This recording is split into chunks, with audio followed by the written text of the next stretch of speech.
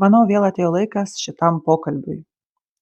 Visi, kas ne pirmą kartą šitam kanale, žino, kad aš kuriu video apie sveiką gyvenimo būdą, sportą, mitybą. Tačiau kartais labai mėgstu daryti socialinius video tokiom temom, kurios man yra labai svarbios ir artimos. Vaikų tema man yra be galo svarbi, nes ir pati esu mama ir kartais tiesiog nesuvokiu, kaip pasaulis yra toks. Ir visą laiką sakau, kad mes turim šansų kažkaip apsaugoti save, apsaugoti savo vaikus. Be abejo, aš jokiais būdais nenuimu atsakomybės nuo žmonių, kurie negerai elgiasi su vaikais, nes vis tiek atsakomybė yra ant tų žmonių, bet iš savo pusės, kaip tėvai, kurie supranta, kad mes negyvenam pasaulyje, kuris yra kupinas vaivorykščių ir vienaragių, reikia pasistengti ir savo vaikus apsaugoti, kad jie galbūt turėtų tiesiog mažesnės tikimybės pakliūti į kai kurias situacijas ar atsidurti tose spąstuose, kuriuos jiems šitie monstrai yra paruošę. Aš manau, kad bet kokioje situacijoje, net jeigu 14-metė mergaitė pati prieina prie suaugusio vyro ir sako, gali daryti su manim ką nori, tik tai duok pinigų, aš manau, kad sveikas, adekvatus žmogus duotų šitam vaikui pinigų ir pasakytų vaikelį, kad aš daugiau tavęs čia nematyčiau. O bet koks žmogus, kuris tuo pasinaudoja, jis yra automatiškai mano akise monstras, pedofilas ir nusikaltėlis. Aišku, dabar daug visų šitų spekulacijų, kad bet yra tos pačios merginos, kurios pačios ten norėdavo būti ir visa kita, aš viską suprantu ir aš tikrai suprantu, kad yra merginų, kurios pačios taip ieško ryšių, ieško turtingų vyrų. Moraliniai klausimai čia yra visai kiti, ką daro pilnametis žmogus savo norų, yra jo pasirinkimas ir aš čia ne tam, kad kažką smerkt ar teist. Mes būtent kalbėsime apie vaikus ir apie tai, kaip mes kaip tėvai galim padėti jiems naviguoti juos šitam pasaulyje. Aš jau dariau video šią temą rugsėjį ir aš būtinai jį prisegsiu čia, būtinai pažiūrėkit jį vėliau. Ten, aš manau, yra didžioji dalis svarbių patarimų, kuriuos aš visą laiką stengiuosi aiškinti savo vaikui. Tas video tikrai turi daug labai naudingos informacijos.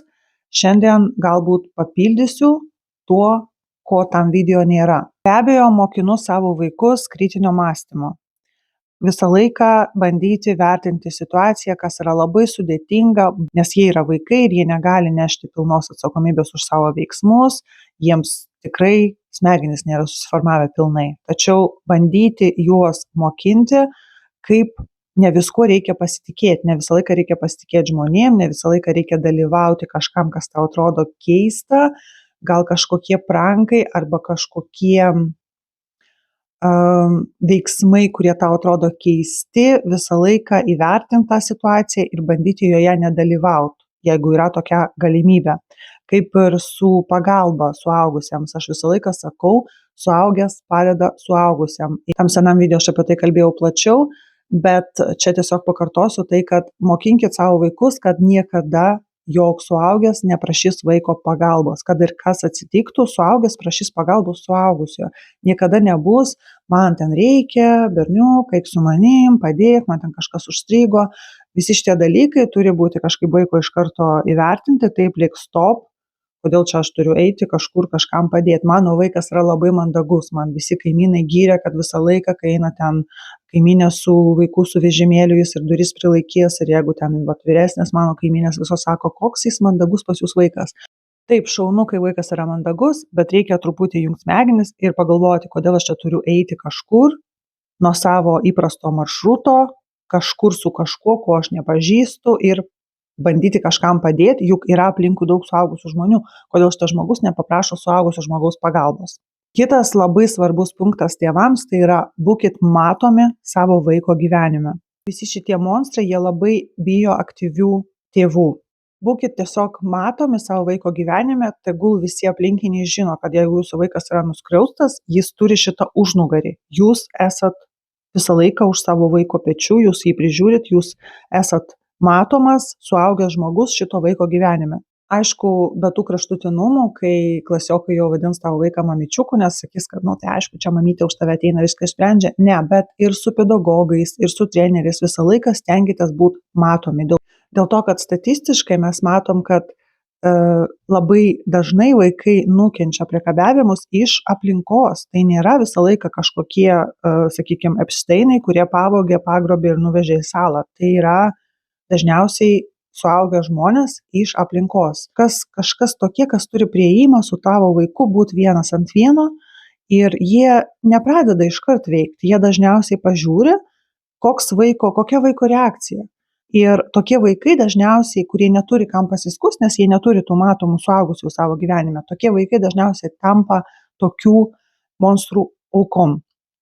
Kaip yra tas kažkoks, jeigu rasiu, priseksiu interviu su to pedofilu, kurio paklausė, kaip jūs rinkdavotės tuos vaikus, jis yra ten vaikų tvirkintojas ir jo paklausė, į ką jisai žiūrėdavo, kaip jisai išsirinkdavo tas aukas. Ir jis tiesiog pasakė, aš žiūrėdavau į tėtį. Aš žiūrėjau, ar tėtis bus man problema. Jeigu tėtis yra toks, kuris potencialiai jam kelia grėsmę, jis nesusidėtų su tuo vaiku. Nepraraskit savo vaiko pasitikėjimo. Vaiko pasitikėjimas jumis tai yra pats svarbiausias dalykas. Tai yra jūsų ryšys, tai yra tai, kiek jūsų vaikas įleis jūs į savo gyvenimą. Kuo vaikas taps vyresnis ir bus jau paauglystė, tuo mažiau jūs matysit viską, kas su juo susiję. Ir bus labai svarbu, kiek jis pats nori būti matomas jums. Aš labai tiesiog patarčiau negriauti to pasitikėjimo, jeigu vaikas su jumis kalba apie savo nesėkmes, kalba apie savo kažkokius apsižioplinimus, apie savo kažkokias problemas. Jūs nebūkit tas žmogus, kuris iš karto smerkia, kuris iš karto čia tik tau taip gali atsitikti, čia tik tu, čia tavo kaltė, čia tavo. Vaikas, jis po kažkiek laiko tiesiog užsiskleis, po kažkiek laiko jis tiesiog nebepasakos. Ir jeigu, pavyzdžiui, yra kažkokie dalykai, kuriuos jūs draudžiat ir jisai žino, kad jūs draudžiat, greičiausiai vaikas vis tiek juos darys, tiesiog mokinsis geriau juos slėpti. Ir vėlgi, aš nenoriu čia dabar pulti kraštutinumus ir sakyti, aš viską savo vaikui leidžiu, kad tik tai jisai manim pasitikėtų. Be abejo, ne, aš esu suaugęs žmogus, aš esu nedraugas, aš esu mama, aš esu pakankamai griežta mama.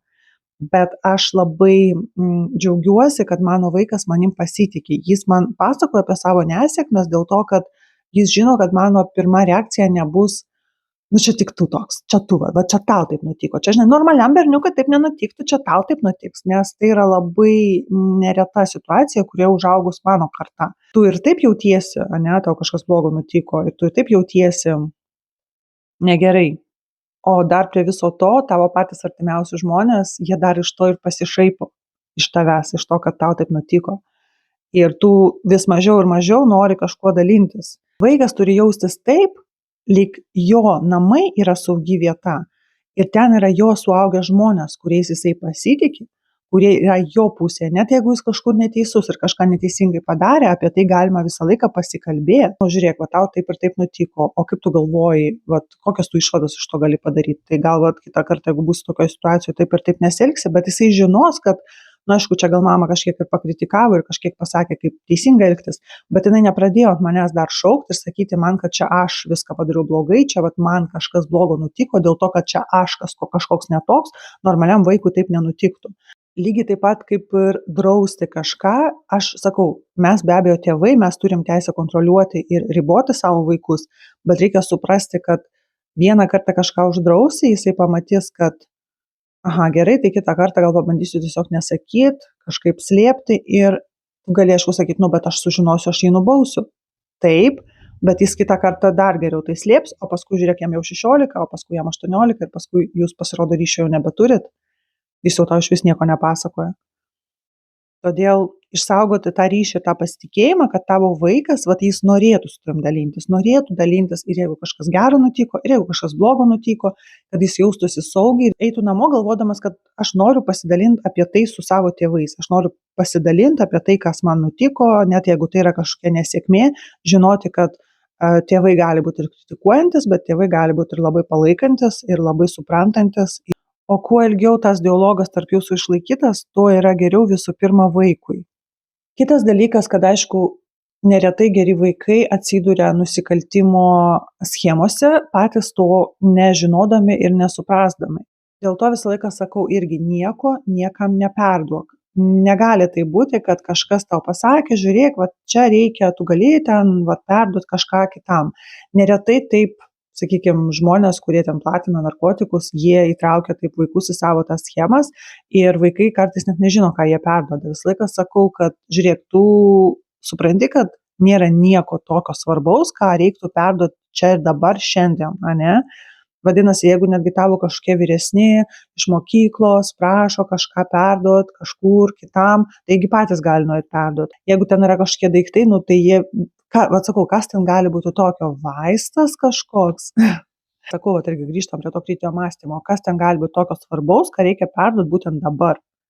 Jeigu ten nieko svarbaus, tai patys perduos biškį vėliau. Bet tu neįsivelk į jokias schemas, kur tu esi tarpininkas, kur tu nuneši kažką iš vienos vietos į kitą, nes maždaug reikia tau pagalbos. O vaikai, ypač ten jaunesnių klasių, jie kartais prieš tos vyresnius nori gal pasirodyti tokie, kad taip, aš padėsiu, aš čia padarysiu, aš atliksiu, aš pareigingas, atsakingas. Ir kartais geri vaikai gali būti įtraukti į negerus dalykus, dėl to, kad jie tiesiog net nežinojo, kas ten buvo, bet jie buvo kurjeriais.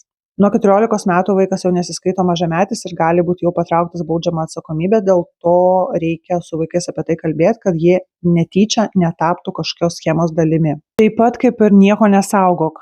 Jeigu prašo, mes ten kažką darysim, o tu čia pastovėk, pasaugok, jeigu ką paskambink arba pašauk ar dar kažkas.